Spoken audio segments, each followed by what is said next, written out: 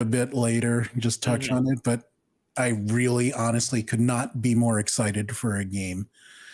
But since we're here, we might as well get this show going. Sure. What's up, guys? This is Raymond. You're watching RPadTV 3000, and I am joined today by a very excellent friend. A lot of you know him from EGM. A lot of you know him from the wonderful Geeks Who Like Sports podcast. Please welcome Ray Carsillo. What's up? How's it going? Hey, I got applause and everything. This is great. Oh wait, I totally forgot. I meant to greet you with this. Hello there. Oh yes. General Kenobi. Yeah. Hey, that's a pretty good Grievous. Thank you. Great. Oh, I forgot you're also a voice actor. I forgot to mention that to the people out there. Yes, I am. I also do some voiceover work. You can check out some of my credits on IMDb. A lot of background stuff, but some animes and whatnot. And it's a nice little side hustle. So for the people out there, Ray and I were both video game journalists at one point in time, and we had an instant connection. We're both East Coast people. We're both massive Yankees fans, although I have dropped off the last 2 or 3 years. There's just too many games. We're both kind of loud, although Ray is louder than I am. He has the more booming voice. It's the Italian Jersey thing, right? I can't help it. I'm Tony Soprano mixed with like nerd culture, geek culture, yes. and baseball broadcasting. So let's talk about Geeks Who Like Sports, sports for a second. Fantastic concept. Thank you. I love it because it serves a very specific cross section of people who love games, love nerd television, and who love sports. And maybe 15, 20 years ago, that was a pretty small group, but since then it's just become massive. Yeah. How did you and Lee, your partner, come up with this concept? So me and Lee have been friends since college. I've known Lee now for almost 20 years. I was a freshman. He was a sophomore, but similarly to you and me and Lee hit it off very, very quickly. Lee he's cut from the same cloth, right? He's a huge hockey guy and he loves geekdom. He loves games. He loves Star Wars.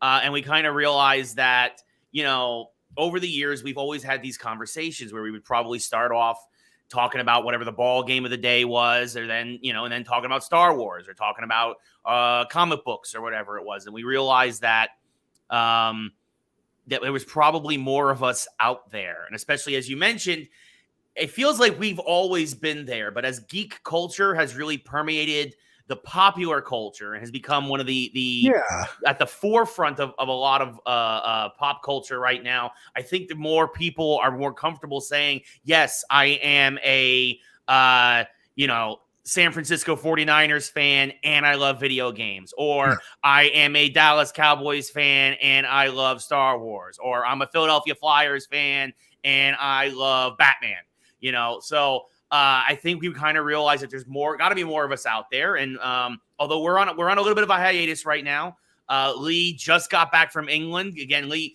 for those who don't know, Lee is a championship winning hockey coach, and he had to go back to England for their playoffs for a team that he works for, and he helps coach up. And he usually does a lot of stuff remotely as part of the coaching staff. And then he's like, guys, he had to be there in person. So we hope to come back soon.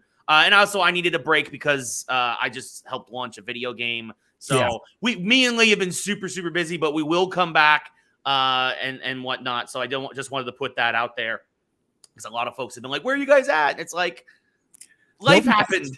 Yeah, they'll be back. And please talk about your game because it's awesome as well. Oh, yeah. So I work for a company called Boss Team Games. It's my day job. And we just launched Evil Dead, the game, which I know a lot of folks have been super pumped about. And we're getting a lot of great feedback from the community. And we are super appreciative of it. And, we got a lot more stuff coming on the way. We've got the Castle Kandar map that's going to be coming later this summer.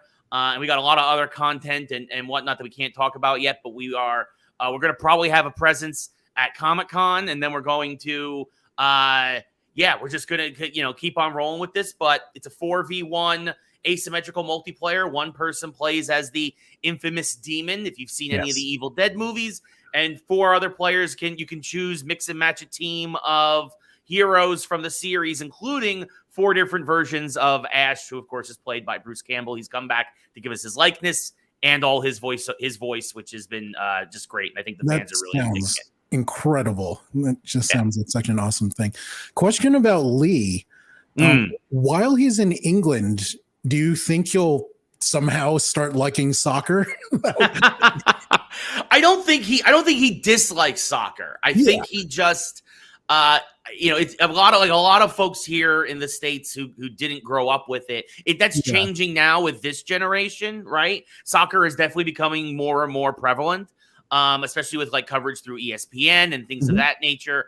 But I don't think he dislikes it. I just don't think he has gravitated to it as much. I mean, I think also where he was in England, I think Peterborough, they don't really have a football team. So, or if they do, it's not a good one. So, so it's hard to, the Peterborough Phantoms are their hockey team is better than their soccer team. So Lee's like, I'm just going to stick with what we know.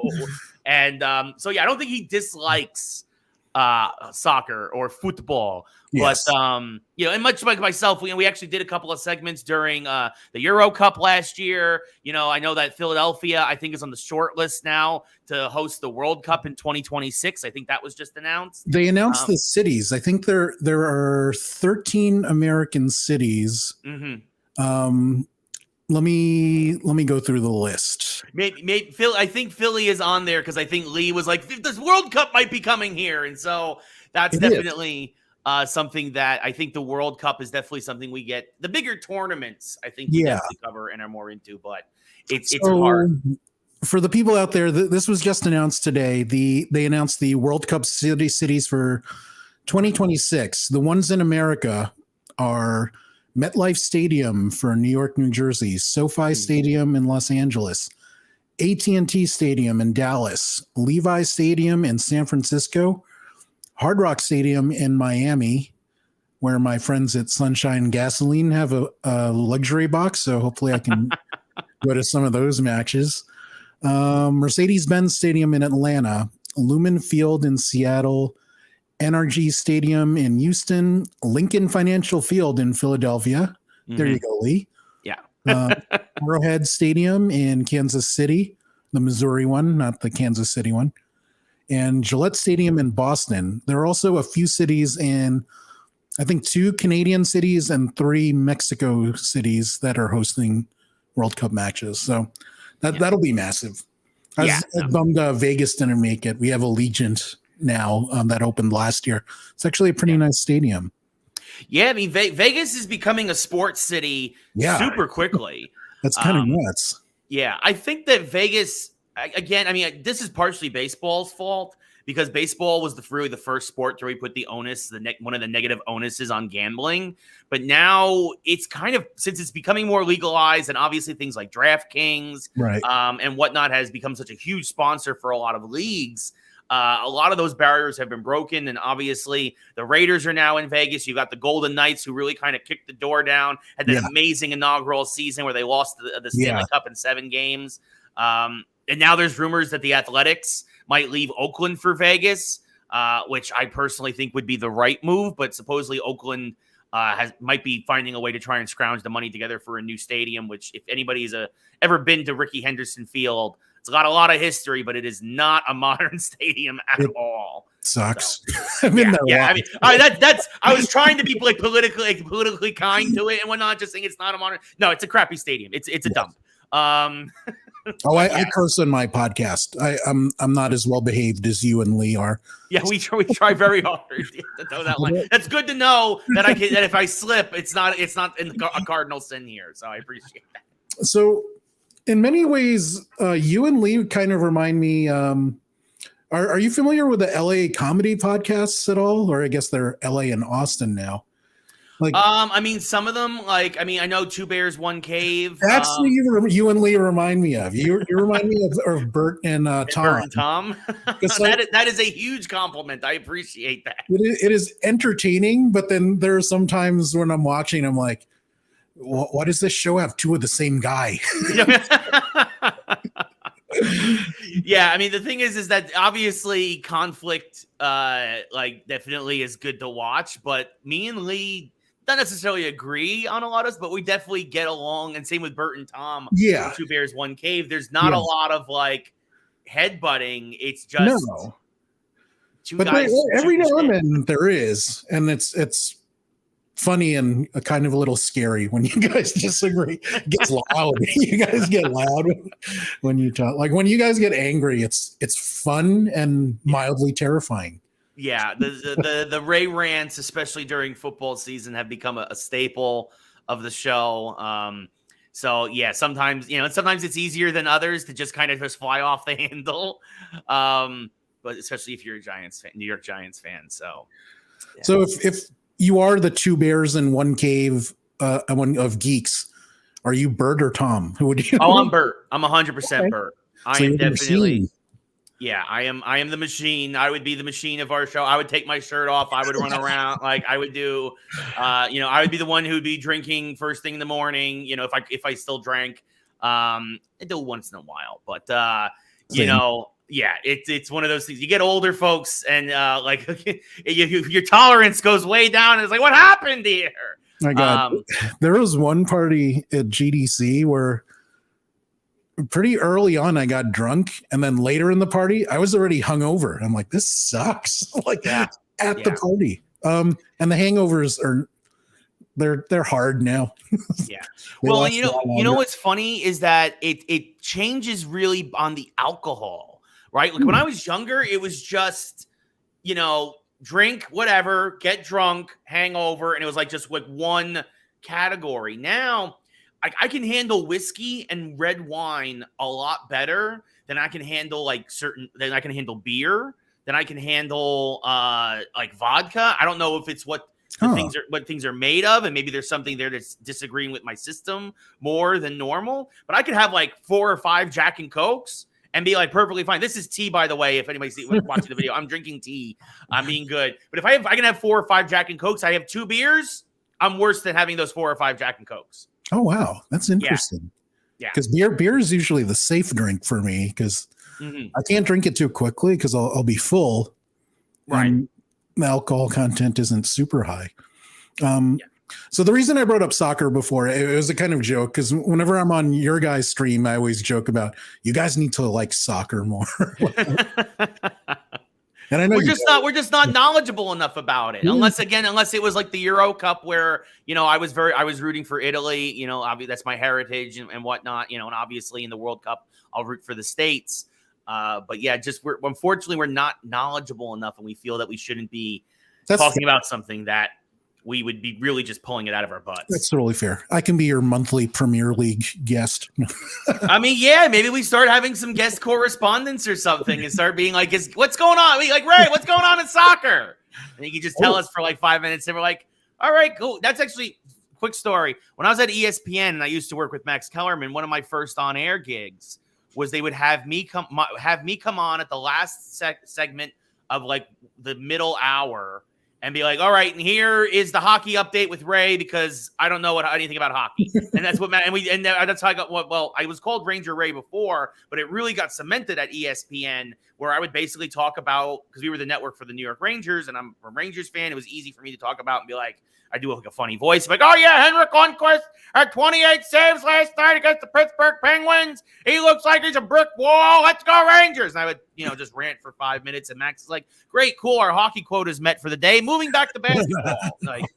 Because Max didn't know hockey. So now let's talk about your Twitch stream as a whole. In addition to Geeks Who Like Sports, you do game streaming and you also you started doing that MLB.TV thing, the watch-alongs. So there's a couple different things that we got going on. I like a lot of folks during the pandemic, I needed something to do.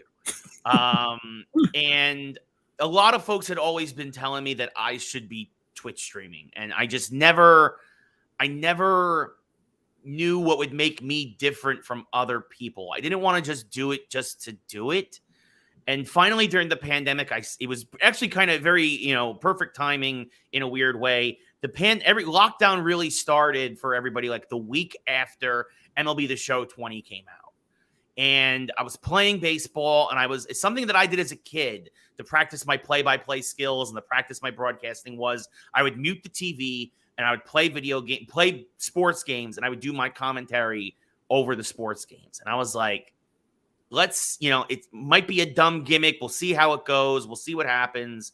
And lo and behold, I found a small audience. Around the same time, TikTok was also becoming huge during the pandemic because, again, people needed stuff to do. So I started taking clips from Twitch and putting it on TikTok. And the next thing, it just the machine kind of fed itself. And so like TikTok fed Twitch and Twitch fed TikTok. And so, yeah, now I do primarily, not always, I do like to do a thing called New Game Friday, which is where I play a non-sports game. Because obviously, as you know, I love all games. Yeah. I think you complete more games in a year than anyone else I know. For some reason, even though I'm not a reviews editor anymore, I still have to beat a game a week. If I don't beat a game a week, life is meaningless. I must beat a game a week. It's between you and our friend Jose. You guys play a lot more games than I do. Like I to completion, maybe I'll do like 5 a year. Yeah. I'll try a lot, but you play a ton of stuff to the end, which is incredible. Yeah, I got to see that's the rule. I got to see the credits roll. There are times where I'll play a game and I'm just not digging it and I will pass it, but obviously I don't count that. Yeah. But yeah, no, I keep a much shorter separate list of like the 5 or 6 games that I'll play over a year. And I'm like, this was not good enough to beat, to keep playing. But yeah, I'll see the credits roll. Actually, right before we came on, I finished TMNT Shredder's Revenge for the first time. I'm going to be playing that several more times, though, for achievements. But really digging that. That is a good, high-quality slice of nostalgia right there. Oh, and, how are you digging it? We have a few friends that worked on that game, so I'm excited to try it. Yeah, I mean, and what's great, it's on Game Pass, Game Pass has been a revelation. That's part of the reason why I can beat so many games now, too, is that, like... You don't have to pay $60 for all of them, yeah. Yeah, exactly. Paying $15 a month and getting 3 to 4 extra games a month. Not to say there's still obviously games that I'll go out and buy. Sure, if it's a franchise I really love or whatever. But, like, otherwise, I can just wait for Game Pass. And when something launches day one with Game Pass, I mean, look, I know there's a bit of a hubbubaloo a couple of weeks ago, but to me, Game Pass is the best value in gaming right now. And now that Turtles is on there, that was an easy day one download. And that'll be my New Game Friday tomorrow night on the Twitch stream because I think I can beat the whole thing in about 2 hours, which is about the length of my usual streams. But I think that I want to show some of those kids out there how we used to do things back in the day. So, excellent. Beat 'em ups. Yeah. I'm curious to see how Sony's rebranded PlayStation service will go.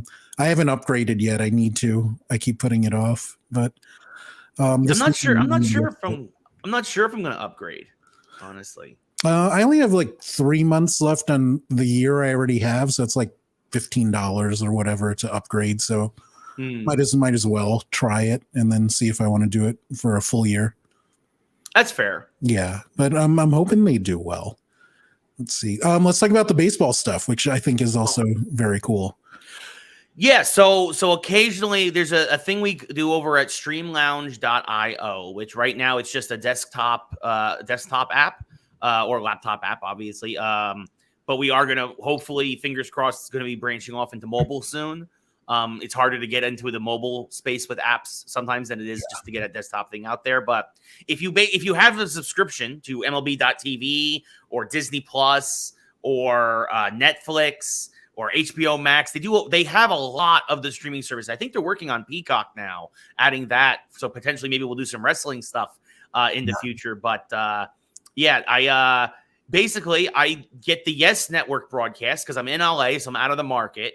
And I'll do play-by-play. I will replace Michael Kay and David Cohn and do my own unique brand of play-by-play, like maybe once a month for the Yankees. The last game we did was the 15-7 win over the White Sox in Chicago. And so we're looking at another game on the schedule hopefully soon that I can jump into. Not necessarily a Yankee game, because we do want to try and expand the audience. So sometimes we'll do the free MLB.TV game of the day. This way, if you don't want to pay for it, but like maybe you'll, I don't know, if somebody's a Pirate, we'll do a Pirates versus Reds game or something, Yeah, it'll be fun. And you're great at play-by-play. You keep the pace well. You're informative. You have a great voice, obviously. But you mentioned that they might get into wrestling because they're doing a Peacock. I would love to call a wrestling match with you. Yes, you could be you could be the JR, good old JR. And I kind of want to do like a Bobby Heenan kind of thing where, I don't know, maybe even go old school Heenan, where he used to say some really racist shit on air. Yeah, well, back then you could get away with a lot more than you can now. Yeah. Like he had one that I was just shocked when him and Gorilla Monsoon were the team for a while. Yeah. And he goes, "Hey, Monsoon, Tito Santana's in the Guinness Book of World Records." It's like, why is that, Brain? He picked the most heads of lettuce in an hour. Oh, man. Like, he said that on air. Oh, jeez. Like, that's messed up. Wow. Wow. I don't even know how to don't even know how to react to that one. That's an instant. Thank goodness. I mean, a different era, right? Different era. It just, it is what it is. So here's a safer one of Heenan's that I love. It was a Rock and Roll Express match. Ricky Morton got the pin, and he went like this, and Heenan was like, "Look at this idiot!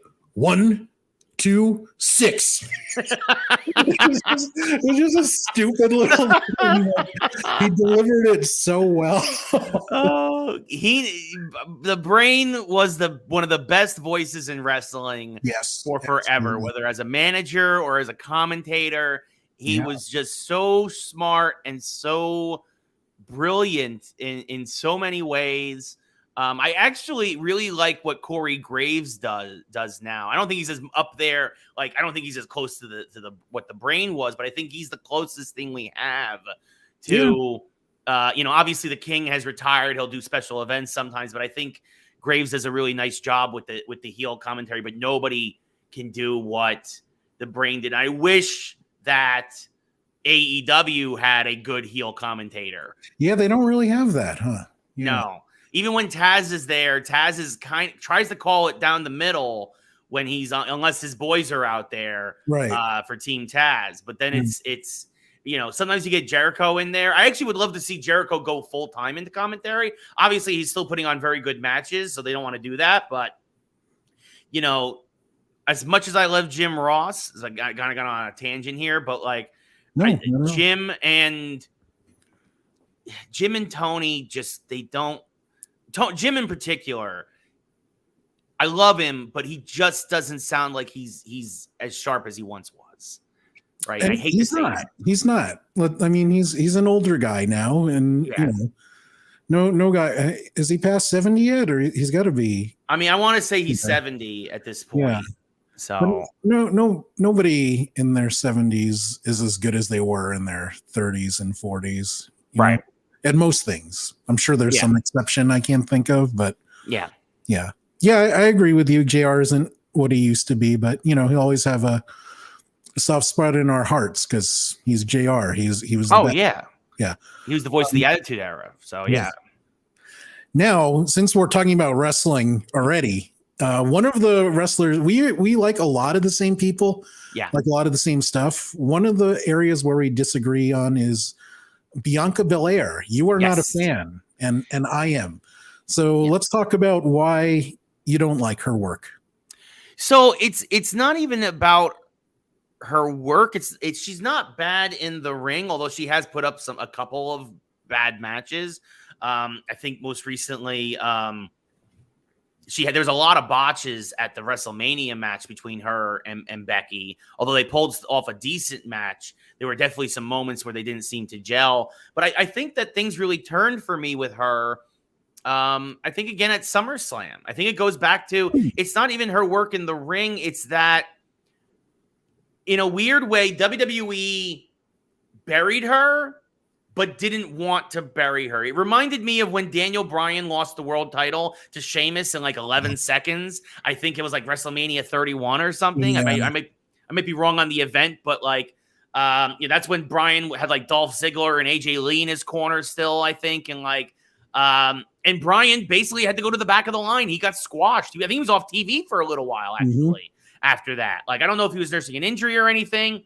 And I get that, like, Bianca's WrestleMania match or SummerSlam match, was cobbled together because Sasha, I think, had gotten COVID or got hurt again or something had gone on.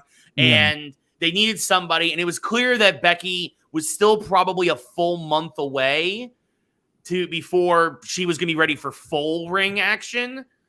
But they put her out there. They did the 26-second thing. And in my opinion, and they tried to, at that point, make Bianca more of a baby face and tried to make Becky heel. And I get there's supposedly that this from Becky herself wanted to be a heel and all this other stuff. But that reminds me of when Stone Cold turned heel and nobody bought it. People were still rooting for Stone Cold even as a heel. And for much of this run, many of us are still rooting for Becky. I don't even think it's that I don't like Bianca.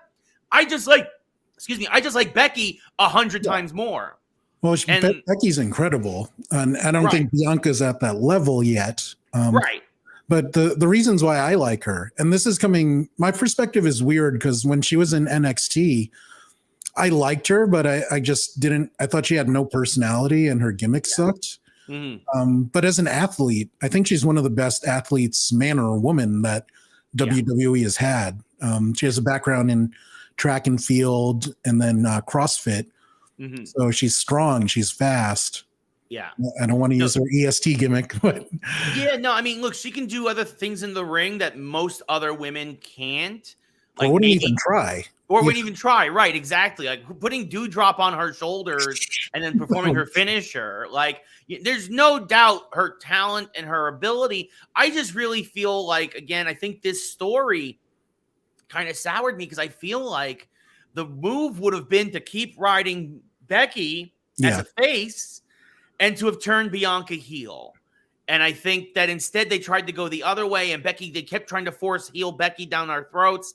And they kept trying to force Bianca down our throats as a face. And then she kept losing as a face. Like, she kept repeatedly losing. And so after a while, it's like, it's hard for me as a fan to be behind her when it feels like WWE isn't behind her. And I get that it ended up being a longer storyline that did have its payoff at WrestleMania. But in the moment, it just, for 6 to 9 months, it really just felt like this was a mess of a storyline. Then they kind of tried to jam Liv Morgan into the picture. They pulled Dewdrop out of nowhere, who Piper Niven, in my opinion, deserves a legit title shot and everything. Like, I love all these women in their ring, but it feels like the mess and the storylines are a mess right now. And they're just finally starting to like clear away the weeds and the gunk. And they put Becky with Asuka, and they got Rhea Ripley now going after Bianca. Like, and it finally feels like, okay, I'm not thrilled with the strap being on Bianca, but at least now we have some clarity to a storyline that made, to me, no sense from SummerSlam well past the Royal Rumble and right up until WrestleMania. And so, so that's probably why I wasn't really a big fan of Bianca, because it wasn't even that I was a big fan of her. I was just so pro Becky that I kind of turned, I was on Twitter. I was like, this is Becky San Martino. I want to see Becky hold the title for 1,000 days. Like, I don't want anybody to beat her. That's how much I like Becky, as much like the same way I used to like Stone Cold back in the day. And that's so you put Bianca against Becky. Well, I'm going to turn on Bianca. See, I don't disagree with any of that, but I don't, it doesn't make me like Bianca any less, because she's just doing what the writers gave her, and the writing in WWE has been at best inconsistent. Now you're the one who's softening the description. It's been terrible, dude. Let's be honest. I mean, they've done some cool stuff. Like the Roman stuff has been the best he's ever done. The Roman stuff has been great, letting him be a heel. The Sami Zayn, I think, is hilarious. Sammy and Kevin Owens can do anything. My God. Anything. Yeah. They are, I get that strap is on Roman, but KO and Sammy are the best overall talents in WWE.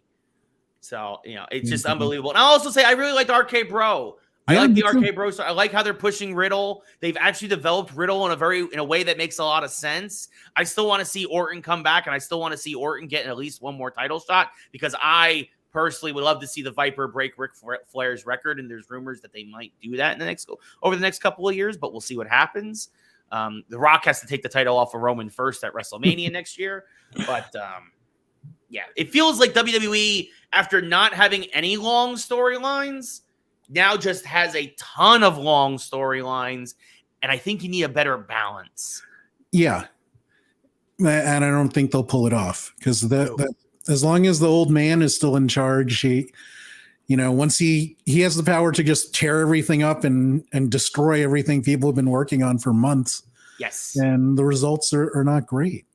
Well, I mean, and that reminds me actually of a story that I heard this past week. You remember Brodus Clay, a.k.a. Tyrus? He's an NWA now. I think he's their TV champ. He told the story about how the Funkasaurus came out. It was a punishment. Yeah. It was like a punishment. Yeah. He was supposed to be – everything with Brodus Clay was built up as a heel, classic heel, super heel. Undertaker's like, oh, we finally got somebody who's like really playing the role. But he was a jokester backstage. Right. And everybody loved Brodus Clay behind the scenes, which is obviously a lot of times, folks. It's fake, folks. The heels are usually not bad people in real life, if you don't know this. And so Vince is like, if everybody loves you back here, why don't we make you a face? And he's like, well, because you've been pushing me as a heel for the last 6 months. And under Triple H is like, the old man wants what the old man wants, and Undertaker was like, I don't agree with it, but you do as you're told. And so that's how the Funkasaurus thing came about, because that's what Vince wanted. He wanted this funny, goofy, big guy dancing down the ramp. And somebody call your mama. Yes. Yeah. And it's like, gosh, it's like, look, I appreciate everything that Vince has done for the industry, the good, and there's been a lot of bad. There's been a fair amount of bad too, but I understand his importance to the industry, but man, he's pissing me off. Yeah, the dude is. Well, I also don't know if you heard this other story that came out, I think yesterday or the day before, about hush money. There were 3 things in real life I wanted to talk about. Let's start with that one. What was it, like $3 million in hush money? $3 million in hush money. For the affair he was having with somebody, I guess, from I don't know if it was the legal team or something, or the creative team, but supposedly John Laurinaitis was in on it, as was several others. And I mean, legally, I don't think there's anything she can do. She took $3 million. So, I mean, that's kind of, that it is what it is. That's why you have those settlements, is that you make it go away. But like, supposedly the WWE board might be looking for a power grab and might be using this as a chance. I think this is part of the reason why it was leaked, is that it might be people on the inside with Triple H with his health issues, Stephanie taking a leave of absence to go tend to him. Yeah. The timing is like, we can get Vince out now with a scandal, and Stephanie was buried. I wonder if that's related. Right. And so you really wonder what's going on behind the scenes. To be fair, Vince is like a cockroach. He survived a lot worse than, this is very, very bad, but he survived a lot of things over the years and come out stronger on the other side for it. But the rumors that the WWE board might be looking to force Vince out is a very interesting real life storyline that who knows what'll happen. Personally, I think Johnny Ace takes the fall for it, just because Vince is so powerful and rich that there are certain crimes or controversial things he can get away with. Yeah. So it'll all be Laurinaitis' idea in the end, and we all know that John Laurinaitis' ideas are all bad ones anyway. So it would be believable to the casual that it's Johnny Ace. Oh yeah, it's his fault. So now let's not a bad call to another recent controversy. Jeff Hardy. Yeah, he was nabbed for another DUI. He has a long history of driving under the influence. His license is actually suspended, but I was doing some reading. Apparently, you can still rent cars with suspended licenses, which is baffling to me. How does that loophole exist? Like, no. with all the garbage, they actually, it's just crazy. They just passed a law here in California that makes it so that you can't, if you go to a fast food restaurant, you have to ask for straws, sugar packets, ketchup packets. They won't just give them to you anymore because it's better for the environment, supposedly. I'm down with that. I don't hate that. I don't hate it, but at the same time, it's like all you're doing is making this transaction go longer. But I'm saying you're passing laws like this. Yeah. When you've got loopholes that say people with suspended licenses can rent cars. It's like, it's mind-boggling, the stuff, the big stuff, the obvious stuff that feels like should be fixed, and it isn't. This feels like this loophole should be closed immediately. Like, do you think Hardy's done? I mean, does Tony Khan give him another chance? Will he wrestle in indies? Or I think if he wrestles anywhere, I think he wrestles in indies. I think this is it. I think that he's gotten a lot of chances to clean up and get his act together. All over WWE, and even that. And now it's coming out that WWE just wanted him to go to rehab again, and that and that's why he quit and he walked out like in the middle of a dark match. And it just, look, I love the Hardys, right? That's that peak era of tag team wrestling with them and the Dudleys and Edge and Christian. And it breaks my heart to see that Jeff is still fighting these demons.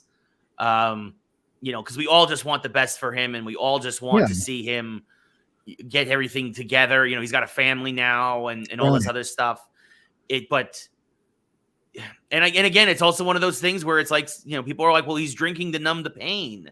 And it's like, well, it might be time for him to hang up the shoes, hang up the boots. Right. Or even I was talking about this with Jose, that Jeff hasn't really changed his style as he's gotten older. No. And you look at like Rey Mysterio, who's toned it down a ton. Yeah. But he still gets his spots in, and he still makes the crowd love him. Yeah. I was hoping Jeff can maybe transition into something like that, but he's still doing like his match with Darby Allin. I'm like, oh my God, I was just about to say, nuts. Like that. The 4v4 with the Andrade family office where he's off the top of the window through the tables on the Butcher and the Blade. Like, I mean, the dude's in his 40s now, and like, you don't need to do that, man. No, like people are still gonna love you. Like, I mean, it's unbelievable. It's amazing. And you pop for the spot, but in the back of your mind, you're just like, it's like Sting jumping off of stuff at 63. Yeah. It's like, thank goodness. I'm actually happy that Sting is off television now, because it's like, as much as I love these guys, it's like, don't you have you have stuff to live for, don't you? Like, this is you're killing yourselves. And also he's putting other people in danger too. Yeah. His opponents, his partners, the ref. Yeah. I mean, I'm old school, and I like guys that work safe. So, yeah. Well, I mean, even and I'll never forget a story. So I used to do wrestling commentary actually in some indies back in Jersey, a place called Grand Slam Wrestling. Back then it was Garden State Wrestling, but as they expanded into Pennsylvania and New York, they turned to Grand Slam. And there was a dude whose name is Zachary Springate III. He worked like some dark matches for WWE, but never really made it to the main roster, and like supposedly like wrestled Terrorizing, AKA Triple H at the very beginning of his career. And like, I remember though talking to him because he was working on one of our shows, and he's like, the biggest highlight of my personal career was when Superfly Jimmy Snuka was still wrestling on the indies. And he was pushing 70 at this point. And again, however you feel about Superfly personally, I know about all the bad stuff that he did out of the ring, but as a performer, him too, he stopped doing the Superfly splash. He stopped going from the top rope later in his later years. He was doing the second rope for a bit. Yeah. Right. Because he couldn't, he just, wear and tear on your body. But what Springate told me the story about when he wrestled Superfly, he was like, I'm feeling good tonight, brother. I'm feeling good. And he went to the top rope. And like putting people at risk, Springgate's like, I had to catch all of his body weight. Because Superfly couldn't take those bumps anymore. Right. And it's the same thing. It's like Sting jumping off of the top of an entranceway in an arena at 63. the guy at the bottom who you'll see if you watch closely who has to they tense up and they lean up to catch them and take that bump. They got to take more weight than ever because just to make sure that Sting doesn't break something from osteoporosis or something, just because like his bones are more brittle. It's like these guys, they're taking on the point is they're taking unnecessary risks. Yeah. And it's the wear and tear is showing, and we all care about these guys. They don't have to do this anymore. And I hope that Jeff Hardy finally gets the help that he needs and that he deserves, and that he swanton bombs off into the sunset. We're gonna see him in like CYN and stuff like that, aren't we? So yeah. Ugh. Like going back to your boy Zach, I can't imagine that kind of pressure. Like I have to catch this legend and make sure he doesn't break himself. Yeah. Or I'm the guy that broke this legend. Like, I mean, you got to do it. Yeah. So the last real life wrestling controversy I wanted to talk about was Ric Flair having a match at 70 plus with a goddamn pacemaker. Yeah. This is a bad idea unless he really just wants to die in the ring. I mean, it really kind of feels almost like that. I mean, it feels like these guys at this point, like they're adrenaline junkies and they just don't know what else to do. Right. And like, it just feels like, I mean, I hope he's okay. I hope he ends up being okay. I hope that everything goes okay. But like, again, going back to the Zachary Springate III story, it's so much pressure on who he's wrestling. Same thing with Kevin. Okay, I say much like Kevin Owens with Stone Cold, right? Mind you, Stone Cold, credit where it's due, took some good bumps. Yeah. But Kevin Owens was selling that, and Kevin Owens was taking the majority of that match. It's so much pressure on the other guy. Yeah. Because I mean, look, again, Ric Flair's a legend. 16-time world champion. Yeah, he's the best of all time, but he's also over 70 and he has a pacemaker.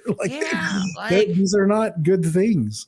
Yeah. And what does it say that going into the match, you and I are most concerned about? Well, I hope he doesn't die instead of, I hope this match is awesome. I hope I'm entertained. We're like, just don't die. I feel like people who are going to be watching that match or ordering that pay-per-view or whatever it is, it's going to be like NASCAR and they're looking for the car crash. Like you said, it's like they're almost, not everybody, obviously, but I'm sure there's going to be some folks out there who are just looking to see if what he can do and see if he survives. Like I saw that training video of him. The dude, look, I don't care how much you train at 73, 74. The dude does not look, I mean, he looks better than I would in the ring. Right. But I mean, he looks impressive for a 70-year-old with a pacemaker, but doesn't look like he should be working. Yeah, he's not putting on a Meltzer 5-star match over here, Like, I think this is a mistake. I think that these are some companies taking advantage of big names, trying to get cheap cash and a cheap pop and all this, quick cash and a cheap pop. And it just feels like, I don't know. My concern is for the wrestlers themselves. And I get that, like, obviously Flair has signed off on all this, and I'm sure has signed every document need to keep the promotion legally, they're not liable at all. Right. Not liable. Thank you. Yeah. He signed a death waiver, basically. Yeah.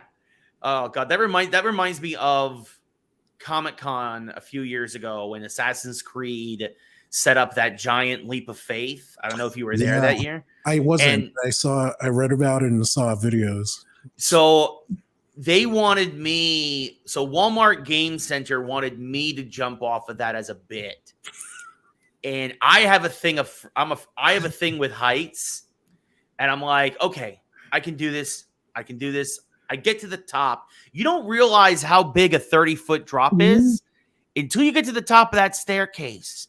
And the thing is, I was going to do it, but then the guy's like, all right, you need to, in midair, adjust yourself so that you are horizontal you're parallel with the ground. He's like, don't do anything fancy. He's like, you can get really hurt if you mess this up. And I'm like, and my cameraman said the color drained from my face so fast. And I was like, I don't think I can do this. And he's like, this is your last chance. Like, you go or you don't. And I'm like, I'm not going. And he's like, all right, there's the exit. And I walked back down. The very next guy broke his leg. Jeez. The very next, and I was thinking that it made me sign a waiver and all that and all that other stuff. It makes it like, I'm not jumping off into this. I'm not a stunt man. You're asking me, the most unagile person in the world, 5'9", 230, to rotate his body in midair and land properly on this stuntman fall cushion.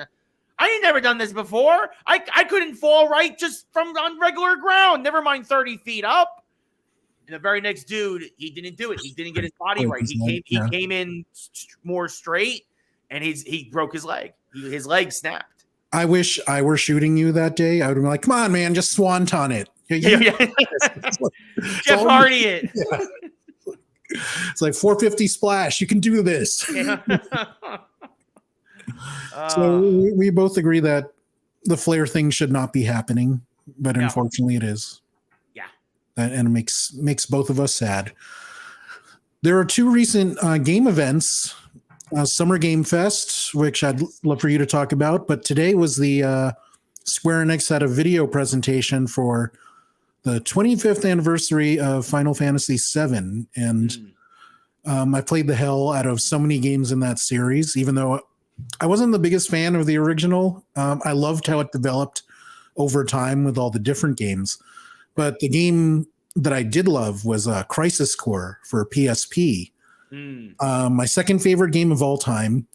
And today they announced that they're doing a remake of that for modern consoles. Yep. And I suspect that they're going to tweak the story a little bit to fit in with the Final Fantasy VII remake proper. Because there's some shenanigans going on with timey-wimey. Yeah. Spacey-wacy. Yes, timey-wimey, spacey-wacy. Yeah. Yes.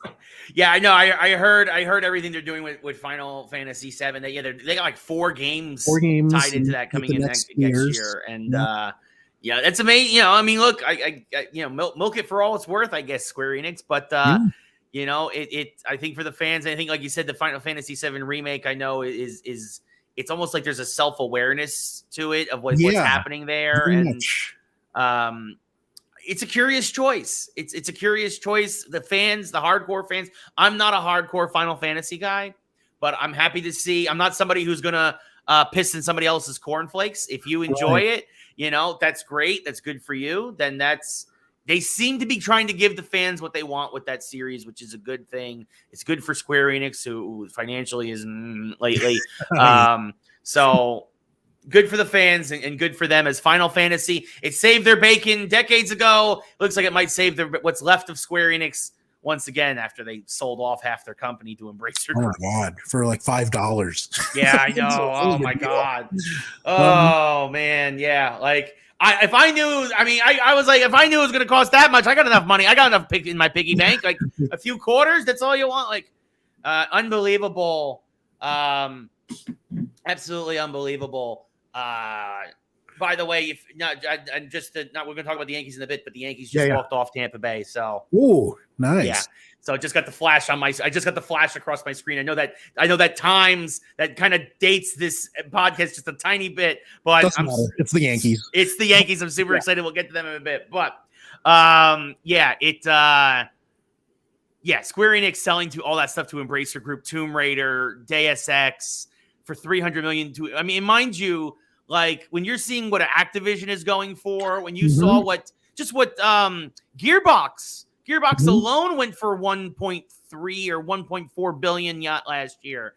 It feels like Square Enix has a problem with over projecting sales and spending money they don't have.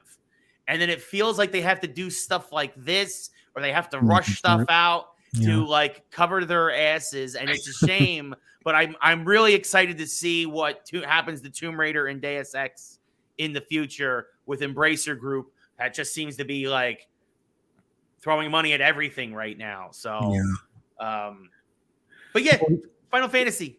Yeah. And I say this with no exaggeration. I could not be more excited for a game than the Crisis Core remake. this basically made my year, or depending if it comes out, it says winter, so I don't know what the hell that means. It could be January. It'll either make this year or next year for me. It'll be early next year. Yeah, the next 12 months, right? That seems to be the theme of a lot of these showcases. Yeah. Now, Summer Game Fest just happened. That's a big deal, especially since there was no E3 this year. Yeah. I did not pay much attention to it because Jeff Keighley hates me, and I don't get to go to his reindeer games anymore. I suspect he hates me. He hates me now. He hates me now too. I don't know what happened. I don't know. I blame Jose. Yeah. Oh, actually, I do. Actually, I do know what happened. I actually remember. I wrote an article about how bad the Game Awards had gotten for EGM, like in 2016 or something. That's when I was blacklisted. Oops. Interesting. I know. Poor me being critical.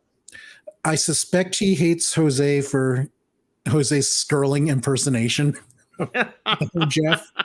Yeah.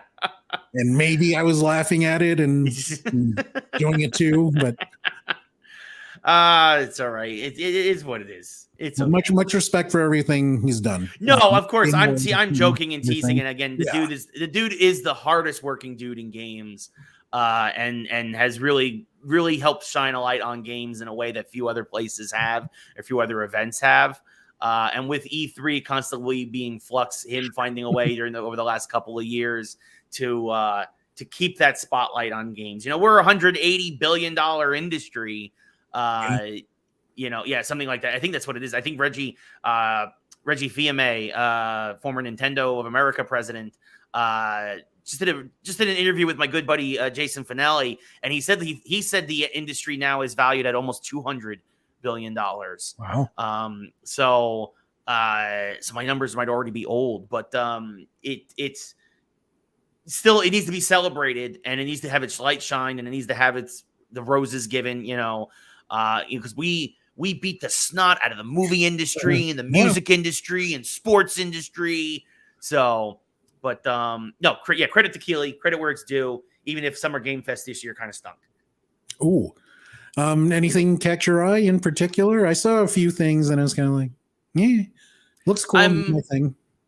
The biggest thing for me is I'm really looking forward to Callisto Protocol, which is like the spiritual successor to Dead Space. Mm-hmm. That looks really, really good, and that'll be out hopefully in December. They showed off Call of Duty, another remake of Modern Warfare that we don't need. Modern Warfare 2 remake. It's like, the game's only 10 years old, guys. We don't need this, like.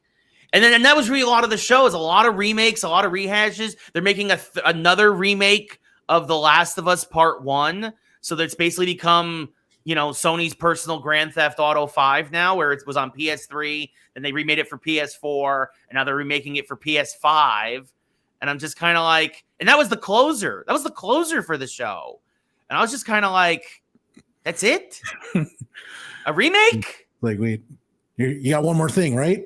It's like you're gonna pull something out of here. You got like a Gears 6 or something here, right? Something that like people actually like want, like, not to say that people don't want The Last of Us, but most people who want The Last of Us have already played The Last of Us, right? Although the side by sides they did, that looked pretty impressive. Absolutely, but it's still virtually the same game. Yeah, and supposedly they're adding a bigger multiplayer. Like, that's what that game needs, is a better multiplayer. No, like, come on. I mean, they got to do it because there's an HBO series or something. I feel that's what I feel like. It's a cross promotion thing. Exactly. Yeah. So I get it. It's kind of like, there was all that Uncharted stuff when that shitty movie came out. Yeah, I get it, but it's just like, I don't know the audience for it. I don't know. That's me personally, right? Like, I would not continue to keep dropping $60 or $70 on the same game over and over again. It just feels, if it's a game I hadn't played in like 30 years, like when somebody remakes or re-releases like an old school like Super Nintendo game, I don't mind dropping $15-$20 or whatever on something that's updated that I haven't played in that long. The Last of Us, again, was on PS3, it's on PS4. I don't know. It's not old enough for me to miss it yet, Let it breathe. Yeah, fun. absence makes the heart grow fonder. Yeah. It hasn't been absent that long. There's no fondness here. Hasn't been absent at all. It's been on every generation. Exactly. Generations. Yeah. Xbox, at least with their showcase with Bethesda, at least showed us like a lot more Starfield. Right. They teased that the Hollow Knight sequel will be out in the next 12 months, which is a big deal. Yeah, that looks great. Yeah, super, super good. I think Microsoft had probably the best of the showcases thus far overall. But them too, they suffered a lot from, much like a lot of other folks in the industry, they suffered a lot from a lot of delays as well. So their big guns are not coming for a while. But hey, there's a Pelican in Flight Simulator now. So we haven't had E3 since 2019, I think was the last one. 2019 was the last one. Yeah. 2020, 2021, now 2022, 3 years. They keep saying it'll be back next year, though. Do you miss it? I miss getting together with my friends. Yeah. That's what I miss. I miss the excuse. That's kind of why I'm excited that we're doing Comic-Con. My company's doing Comic-Con because I'm hoping that I'll be able to see folks that I haven't been able to see in 2 to 3 years.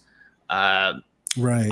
I do love the spectacle of E3, and I do miss covering it as a journalist for sure. There's something about the running around, the adrenaline rushing, coming home late to the hotel, trying to write up an article, then hit an after party, the network, and get a couple of free drinks and sliders, and then going back to the Fig afterward for more drinks, and it. I miss that. I do miss kind of that chaos, but mostly I miss the people more than anything else, because you can announce a game now, and Nintendo started that with the directs even before E3 went away. You can announce a game whenever, however you want digitally, and people will still respond and still pick it up. And I'm still hoping that Nintendo's going to do another direct soon. But I miss the reason to get together with my favorite people. Yeah, like I miss Michael Pachter's party the most out of any E3 thing. I've never been to a Pachter party. I swear I went with you to one, or maybe you dropped me off. I think I dropped. I remember. I think I dropped you off that year that we were working E3 together. I think I did not. Yeah, not that I just don't really. I've only every time I've talked to Pachter, it's been pleasant. It's just we're not very close and whatnot. We've only met several times, and usually at DICE, which is another event I miss. Well, you can be my plus one, and you get to experience the glory of a Pachter party. I've heard stories of the Pachter parties. I've never partaken in the Pachter party. It's been my favorite event for years, except for that one person we know was like going to jump off the roof or whatever. I remember hearing about that. Yeah, that was stupid. Anyway, let's move away from the geek and go back to sports. I had low expectations for the Yankees going into the season. Me too. Me too. Now both New York teams, do they both still have the best records in their leagues? Yes. The Mets are the best in the National League. The Yankees are the best in baseball. Yeah. We're now 30, as I just mentioned, we just walked off Tampa Bay to sweep Tampa Bay. Nice. The Yankees have now won 7 in a row, and I think it's 15. Who got the RBI today? Rizzo hit a walk-off solo home run. Oh, geez. So Rizzo had both RBIs today. He had the RBI single that tied it, I think, in the 6th. And considering, and again, we're dating ourselves here a bit today. It's Thursday, June 16th. Yeah. If you're curious, Severino got COVID today. Severino was scratched, so the Yankee bullpen. Yeah, so the Yankee bullpen, he will miss at least another start, if not 2, as he's on the COVID list now. The Yankee bullpen pieced it together. Clark Schmidt got the start, went 3 shutout innings. This kid, Ryan Weber, he's not a kid. He's like 32, but like this kid, they called him up from AAA. He's been a journeyman. He pitched, I think, 2 or 3 innings. He gave up the 1 run. So the Yankees kind of did what the Rays like to do with the opener, more by necessity than need. And I think the Yankees, it's partially because the Yankees are going to try and stretch out Clark Schmidt now, so that if not next start, definitely the start after, because Severino, I'm going to guess, is going to miss 2 more starts. He'll be good to go because he only threw like 55 pitches because he's not stretched out. So you 55, you add 15 every time. So maybe next start 70, start after that 85, and then I think he'll be good to go to give the Yankees at least 5 or 6 solid innings. But part of the reason why the Yankees have been so good has been Clark Schmidt and Michael King, and these starters turned long relievers have been shutting it down out of the pen. With Loizaga on the shelf, Green out for the year, and Aroldis Chapman. I hate him. I can't stand him. The best thing that happened to the Yankees was Aroldis Chapman getting hurt. I would try to trade him at the deadline. Clay Holmes should be the closer. You've got a good thing going with Wandy Peralta. You've got a good thing going with Lucas Litke now that they're getting more work. I like King's role in the 8th, Schmidt as the long reliever. Ron Marinaccio, sometimes coming in for cleanup work, has been doing a solid job. Got his first big league win against the Cubs in an inning of relief. I don't mess with them. Don't fix something that isn't broken. And it's going well now. How sustainable is this? At some point, knock on wood, I do think the Yankees will come down to earth a little bit. It reminds me of the 98 season where in September, the Yankees they went 500 in September because at that point, all the September call-ups were playing. They had wrapped up the division by Labor Day, if we're going on that pace again, because I think Toronto lost. If Toronto lost tonight, the Yankees have a 10-game lead in the division and they're 12 over Tampa. I think they're 12 over Tampa, 13 over Boston, and 20 over Baltimore already.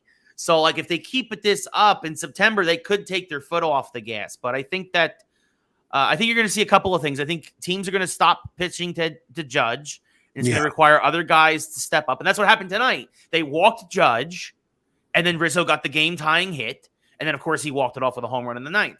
So, I think you're going to start to see that a bit more. You saw it in the Cubs series. I think other guys will have to step up. It's the little moves that Cashman has made that have paid off the biggest dividends. The Matt Carpenter signing.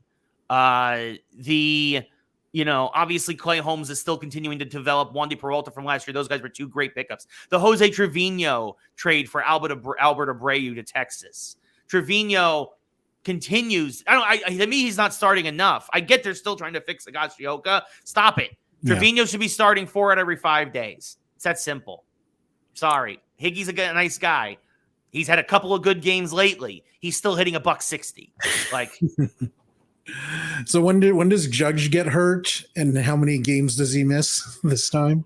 Well, that's the fear, right? You can't at this point. I know he's getting a half day here, a half day there with the DH role, but at this point, he's not just he's the center fielder now for the Yankees. And we know his history. Mm-hmm. Can he keep this going for another 100 games or 99 games now left in the season? Do you sit him for a day or and that's the thing too, is that if you start to get a lead, do you start benching him a little bit more just to give him those breaks? It's going to be curious to see how they balance this, and you wonder if it's a house of cards because. I didn't have the Yankees making the playoffs this year. I had us missing by a game or 2. I thought Seattle was going to be as good as they were last year. I thought Toronto was going to be lights out. I thought Tampa was going to probably be another 95-game winner. I thought the White Sox were going to be better than they are. I knew Houston would be good. Houston was going to be good. Houston was going to get a spot. But I knew Minnesota was going to be better because of all their signings, and Minnesota has been better. So I was like, there's a chance that we miss the playoffs, even with 6 seeds now in the playoff picture. Now we're the front runner to win it all. It's kind of nuts. I hated the Urshela trade. I didn't like, you want Sanchez, take Sanchez, but Donaldson to me still is a downgrade over Urshela in the field and at the plate. Although Donaldson did have a Gold Glove type play. Donaldson did have a very nice play tonight. I'll credit where it's due. But it feels like Kiner Falefa has no power. He's a contact hitter, and he made his 8th error of the year already tonight as he booted a ball. People are like, oh, his defense has been so good. He's got 8 errors already. What are you talking about? And he's not even playing every day. Sometimes they put DJ or Glaber over there or Marwin Gonzalez or something. He does some good stuff on the base paths. He's a contact hitter. He doesn't strike out a lot, but I Yankees still feel fans are good at making excuses for bad defense. I mean, yeah, no, I like good defense. And to me, right now, when we have the lineup, when it's 7-8-9 is Kiner Falefa, or 6-7-8-9 is Donaldson, Kiner Falefa, Higashioka, and Joey Gallo. You're giving the team like 12 outs the opposing team like 12 outs a game. I'm sorry, but like Donaldson's hitting like 220. Kiner Falefa's hitting okay, but he has no pop. And both Higashioka and Gallo are hitting between 165 and 175. We need to make if the Yankees are going to win the World Series this year, we need to make a splash at the trade deadline. We need to make a big move, I think, for another outfielder. And I know they've been talking about possibly picking back up our good friend David Robertson from the Cubs to help out the bullpen. Please send Aroldis Chapman. Please send Chapman there. Does anyone want him? No, that's the problem. Like, the only good thing about Chapman is it's the last year of his contract. Right. And if I'm the Yankees, I did not re-sign him in the offseason. No, just get him off the books. I mean, just performance-wise and also the off-the-field stuff. He's a scumbag. Yeah. He's a jerk. The Yankees have $28 million in relievers coming off the books next year. Well, that's not including Chad Green. I hope we do re-sign Chad Green and give him another chance and give him a chance to come back from Tommy John. But Zach Britton, who hasn't pitched at all, it's the last year of his contract. And then Chapman, it's the last year of his contract. Chapman's making $15 million this year. Britton's making $13 million. $28 million right off the books. Do not re-sign either of those guys. Bye-bye. Your time in pinstripes is over. I also want Wilson Contreras from the Cubs. I want Wilson Contreras as a new catcher. Give me a percentage chance of the Yankees winning the World Series. What do you think is realistic here? So if they keep going like this, they'll have a bye, right? Yeah. It's the new thing. It's the old NFL brackets, right? Where the top two teams have byes. I think it could be as high as, honestly, like 25%. That's great.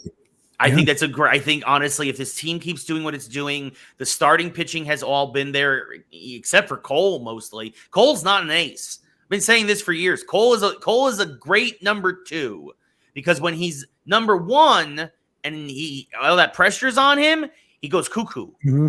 It happened in Pittsburgh. It's happened the last couple of years with us. He was amazing in Houston because Verlander was the number one. Right. With Verlander as number one, Cole was like, I'm playing with house money, baby. And the pressure's on him. He just can go out there and do his thing. Doesn't have to overthink anything. Yeah, totally agree. I mean, as crazy as it sounds, I would honestly consider putting Nestor Cortez as the game one starter in a 5-game series and then have Cole go game two. Like, I'm genuinely and then I would have Severino go game three. That would be my 3-man rotation. And then I would choose to see, and then I would go hot hand, either Montgomery or Tyon game 4. Interesting. Yeah. I mean, because honestly, if you look at all Yankee 5 starters, Cole's the worst of the 5 in terms of ERA. Yeah. In terms of ERA and whip, Cole's the worst.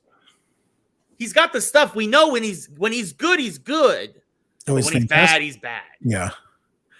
Now I'm going to borrow a phrase from your old pal, Tony Kornheiser, and let me get you out of here with this. A few of our friends I have pitched podcasts to, half joking, half serious. So for our friend Jose Don Fubar Sanchez, I want to do Ray Fu with him. With our friend Paul Semmel, one of the Paul brothers, or maybe both of them, I don't know. They do Impulsive. I want to have Ray Pulsive. Now you and Lee are the two bears, one cave, but I think you need a kind of maybe like a Bad Friends thing where you have the white guy and an Asian guy going on.